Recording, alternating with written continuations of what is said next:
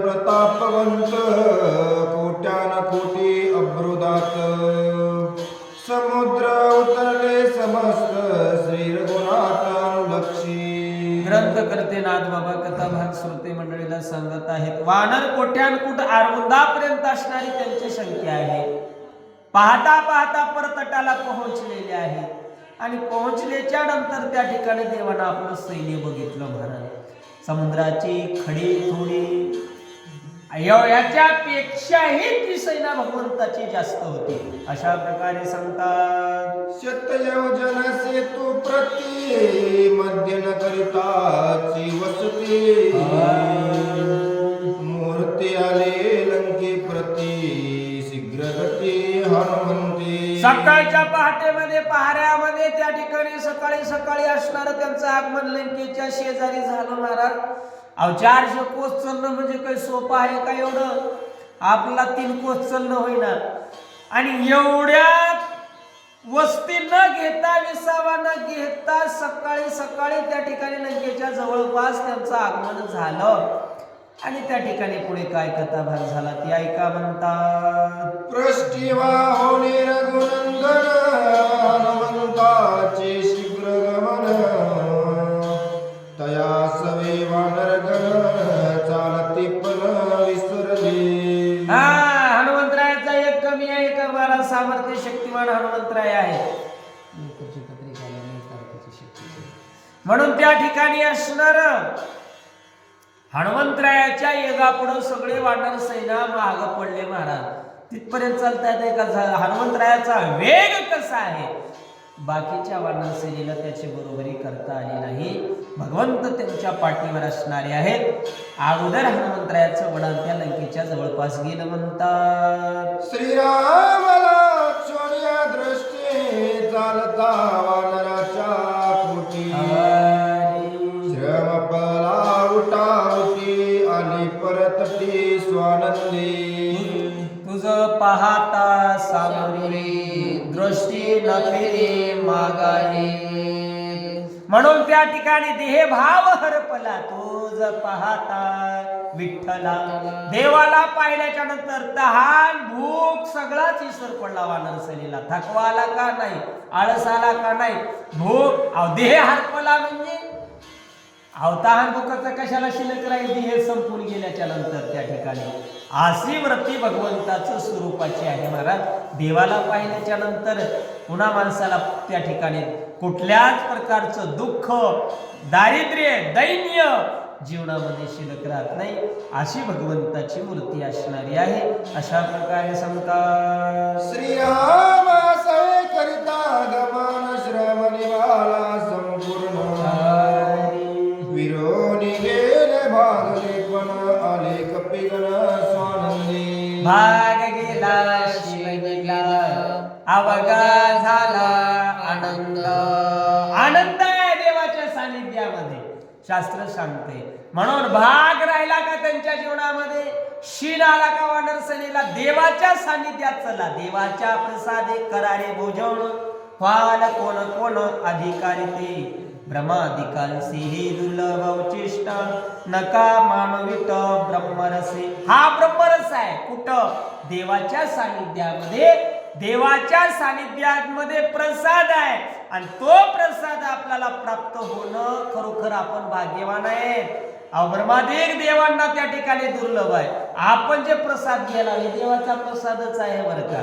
हे देवाचा सहवासच असणार आहे. संगती झाली तुझी संगती झाली आमचे निश्चिंते नाही देखील ते मिळे भोग सुखाचे सोहळे. आनंदाचं वातावरण आहे देवाच्या सानिध्यामध्ये. जीवन निश्चितच होते महाराज. जीवाला विसावा आहे, जीवाला सुख आहे. नाहीतर देवाच्या इरहित जीवन जे आहे ते जीवन म्हणजे मायो आणि बाबू म्हणायचं आहे बरं का. आयुष्यभर मायो बाबू म्हणूनच त्या ठिकाणी जीवन जात आहे. म्हणून जीवनातला भाग बी गेला आणि शिन बी गेला आणि अवघा झाला आनंद म्हणजे पूर्णपणे जीवनानंदमय नरसेनीचं झालं म्हणतात. श्रीरामासवे श्रम निवृत्ती श्रीरामासवे सुगम गमन श्रीरामासवे परम पद प्राप्ती आले जुत्पत्ती स्वानंदी आले जुत्पत्ती स्वानंदी. श्रम निवृत्ती आहे देवाच्या सानिध्यामध्ये, थकवा निवृत्ती आहे. पण देवाच्या सानिध्यामध्ये राहिल्याच्या नंतर कुठलंच दुःख नाही म्हणून तर शास्त्र सांगतोय महाराज. बळीयाचे अंकित मी झालो बळीवंत. म्हणून बळीयाच्या अंकित आहे. बळीयाच्या मी झालो बळीवंता, करू सर्व सत्ता सर्व ठाई. सत्ता करण्याचा अधिकार प्राप्त होतोय महाराज. पत्नी व्हायचंय तर समर्थाची व्हा, शास्त्रानं सांगितलंय बरं का. मोठ्याची जर पत्नी झाली तर कोणीच त्याच्याकडे पाहू शकेल का महाराज? कोणीच असं डोळे उचलून बघू शकणार नाही. म्हणून तर त्या एका विरण्या प्रकरणातल्या अभंगामध्ये गवळणी म्हणतात, बळीयाच्या आम्ही झालो बळीवंता आणि करो सर्व सत्ता सर्व ठाई. सत्ता प्रत्येकावर चलते. मोठ्या राजाची पत्नी झाल्याच्या नंतर नौकर काय देशावर राजकारभार करू शकते ना ती. मुख्यमंत्र्याची पत्नी म्हणल्यास काय त्या ठिकाणी असणार? सगळ्या राज्यावर राज्य करण्याचा तिचा अधिकार असणार आहे. म्हणून त्या ठिकाणी भगवंताची सेवा म्हणजे मोठ्याची सेवा आहे. घडलिया सेवा समर्थाची आता भय नाही ऐसे वाटे जीवा, घडलिया सेवा समर्थाची. सेवा मोठ्याची करा म्हणा. लिची पिच्याची सेवा केली तर जीवनामध्ये दुःख आहे म्हणा. म्हणून तर महाराज म्हणतात, हे जा खाई दुखाई मायरानी मेसाबाई, बळिया माझा पंढरीराम जो या देवाचा हे देव. ज्याला भूत बाधा अशा आणि अमुक तमुक लहान सहान देवतांची जर बाधा होऊ द्यायची जर नसेल तर मोठ्याची सेवा करा, पांडुरंगाची सेवा करा, प्रभू रामचंद्राची श्रीकृष्ण परमात्म्याची सेवा करा, सदाशिव महादेवाची सेवा करा, मोठ्याला धरा. म्हणून त्या ठिकाणी एक धरीला चित्तीन आम्ही रुक्माईचा पती मोठा आहे बरं का. म्हणून त्याचा जर विचार करायचा म्हटलं 16,108 बायकांना दिलेला ते मोठा समर्थ आहे बरं का. म्हणून आशाची सेवा करा आणि आशाची समर्थाची सेवा केल्याच्या नंतर आपल्या जीवनामध्ये कुठल्याच प्रकारचं सुख दुःख शिल्लक राहणार नाही. अशा प्रकारे सांगतात. परतटाय का वानर जन पुढे देखील लंका रत्न कलशी विराजमानैने परिपूर्ण तेजस्वी. सुंदर पाहिलं नगर महाराज त्या ठिकाणी रत्नांकित आहे. कळस त्या ठिकाणी झळकू लागली लंकेची. कुठं? परतठावर गेल्याच्या नंतर वानर सेनेनं सोन्याची लंका पाहिली महाराज असणारी त्या ठिकाणी. अशा प्रकारे सांगतात. अलंकावती भोगावती कायसी बापुडे अमरावती कैलासा समदिसे दीप्ती तेजे उघडते दस दिशा. तेज उघडते उजडते का? उघडते हा. तेज उजडते उघडते दश दिशा. काय सुंदरता आहे लंकेची. नाथ बाबांनी वर्णन केलंय लंकेचं. अहो सामान्याची लंका नाही महाराज. अलकावती भोगावती अमरावती त्या ठिकाणी कैलासगिरी नावाची त्या महादेवाची नगरी त्याच्या पुढं फिकी आहे. कुबेराची अलकावती त्या लंकेच्या पुढं फिकी आहे. भोगावती हिलाच अमरावतीलाच भोगावती असं नाव दिलेलं आहे बरं का. कारण का तर तिथं सगळे भोग आहे. जीत अमरत्व हेचे सिंहासन ऐरावती सारिके वाहन राजधानी भुवन अमरावती. म्हणजे सगळे भोग स्वर्गाला आहेत. ज्याला सगळे भोग घ्यायचे बरं का. धन दौलत स्त्री मध सगळे जे भोग पाहिजेत इथं कमवायचं पुण्य ती भोग भोगायला तिथं जायचे म्हणून तिचं नाव भोगावती, तिचंच नाव एक अमरावती असं आहे. ती अमरावती सुद्धा लंकेच्या पुढं फिकी म्हणतात नाथबाबा. एवढं वर्णन सुंदर असं त्या लंकेचं नाथबाबांनी केलं म्हणतात. ऐसी लंका दे कोणी दृष्टी वानरवीर जग जेती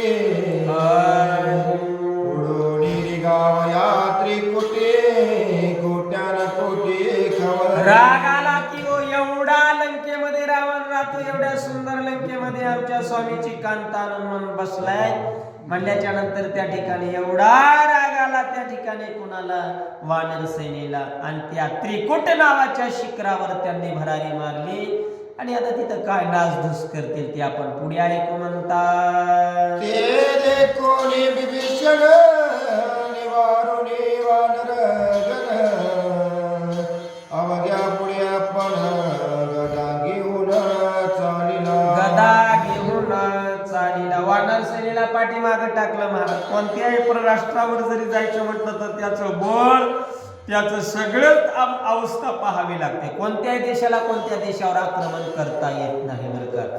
आक्रमण केलं समोरच्यानं जर तिकडून गोळीबार केला तरी इकडं सगळे संपून गेल्याशिवाय राहत नाही. म्हणून विभीषणाला माहित होतं पुढचा काय करायचे ते आपल्याला. पुढं किती वाटा आहेत, कशी आहेत, कोण्या वाटावर कोण लोक राहतात. म्हणून वानर सेनेला थांबिलं. गदा स्वतः विभीषणानं आपल्या खांद्यावर टाकली आणि तो पुढे झाला महाराज. अशा प्रकारे सांगतात. राक्षस कपटी गुप्त घाती छळवणी वानरा ते मारी. त्यासी निर्धावया प्रयुक्ते जाणे युक्ती विभीषण. जाणे प्रयुक्ती विभीषण. राक्षस कपटी गुप्त महाघाती. कपटी आहे, गुप्त घात केल्याशिवाय राहणार नाहीत महाराज. राक्षस छळणवादी आहेत. कपट्याची जात छळणवादी असते. म्हणून त्या ठिकाणी असणारा विचार केला विभीषणानं आपल्या वानर सेनेची फसवणूक करून काटा काढते. बघा तुम्ही वाघ जसा त्या ठिकाणी जप मारून शिकार करतोय बरं का. अनेक प्राणी जे शिकारी आहेत तशा प्रकारचे हे राक्षस आहेत, गुप्त डाव मारणारे. म्हणून विभीषणानं त्या ठिकाणी विचार केला, वानर सेनेला थांबविलं आणि पुढे तो स्वतः झाला. राक्षसांची कळा तोच जाणणार होता ना का. मानव जातीला माणसाच्या जातीतली कळा माणसालाच कळते महाराज. म्हणून तो राक्षस जातीचा होता आणि ती कशी त्यांची युक्ती आहे प्रयुक्ती आहे तो जाणकार विभीषण होता. म्हणून पुढे झाला. अशा प्रकारे सांगतात. राक्षस गती निर्बंधन करो जाणते चौघे प्रधान. सवेगी होणी वानर गण पुढे विभीषण.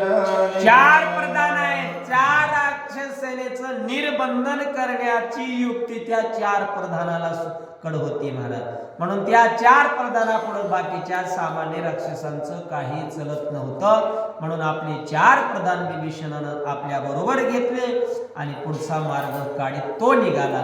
अशा प्रकारे सांगतात. गदा पाणी विभीषण त्या पुढे राक्षस तवत्र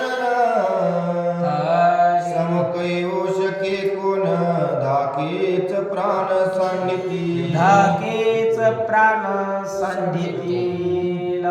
अहो गदा पाणी आहे म्हणजे हातामध्ये धारण केलेला गदा असणारा विभीषण पुढे चालत आहे आणि त्याचं कवच म्हणजे चार त्याचे प्रधान आहेत महाराज. म्हणून कोण त्याच्या पुढे येऊ शकल जे येतील ते महाराज प्राणाला मुकतील. म्हणून अशा प्रकारचं त्या ठिकाणी पुढे चार प्रधान समवेत विभीषण निघाला. अशा प्रकारे सांगतात. विभीषण पुढे जाता श्रीराम सांगे हनुमंता. त्यासी जाऊने दिसर्वता ऐक तत्वता विचार. बघा देवाचा विश्वास कसा आहे, देवाचं मन काय बोलते. विभीषण पुढे निघालाय म्हणून त्या ठिकाणी असणारा देव विभीषणाला विषयी हनुमंतरायापाशी बोलतात. हनुमंता पुढं त्या ठिकाणी असणाऱ्या विभीषणाला जाऊ देऊ नकोस बाबा. कारण का तर पक्ष फुटल्याच्या नंतर लोक काय करतील ते सांगता येत नाही. पक्षातून फुटलं की कधी काटा काढतील ते सांगता येत नाही. म्हणून त्या ठिकाणी असणार राक्षस पक्ष विभीषणानं सोडलाय आणि आपल्या पक्षात आलाय म्हणून बाबा रावणाला याचा राग असणार आहे. आपण त्याचे दुश्मन आहोत, शत्रू आहोत, म्हणून विभीषण सुद्धा त्यांचा शत्रू झालेला आहे. म्हणून त्या विभीषणाला जाऊ देऊ नकोस बाबा, अशी विनंती भगवंत प्रभू रामचंद्राने हनुमंतरायाला केली. म्हणतात पुंडलिका